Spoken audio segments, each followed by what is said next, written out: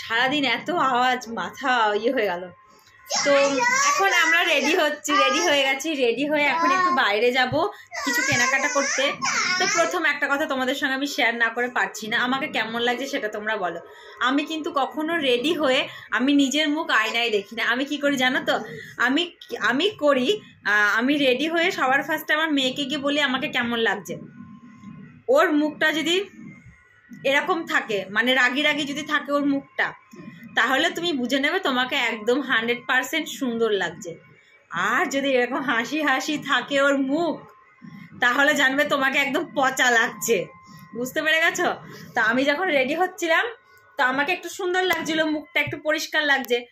তখন ও রেগে জামা প্যান্ট সব খুলে দিল, বলছে আমি যাব না।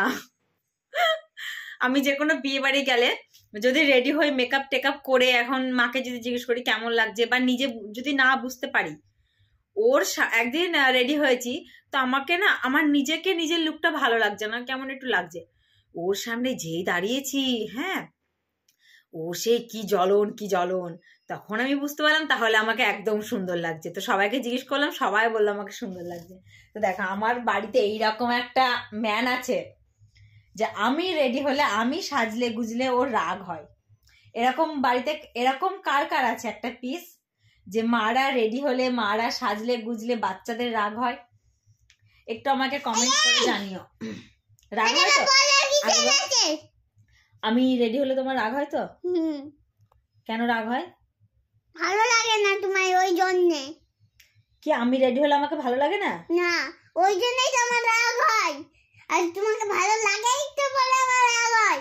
ও, আমাকে ভালো লাগলেই তোমার রাগ হয়? হ্যাঁ। কেন? তুমি কি কম সুন্দর? আমি তো সুন্দর না, আমি তো বাদরের মতন দেখতে। আমি যখন চুপচাপ আয়নার সামনে গিয়ে দাঁড়াই, তখন আমাকে বাদরের মতন দেখতে লাগে।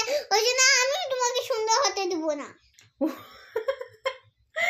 ও সেজে গুজে ওকে আয়নায় দাঁড়ালে ওকে বাদরের মতো লাগে, আর আমাকে দেখো সুন্দরই লাগে। কি বলে দেখো, ও বেশি সুন্দর না বলো তোমরা সবাই বলবে আমার সোনাটা সুন্দর না।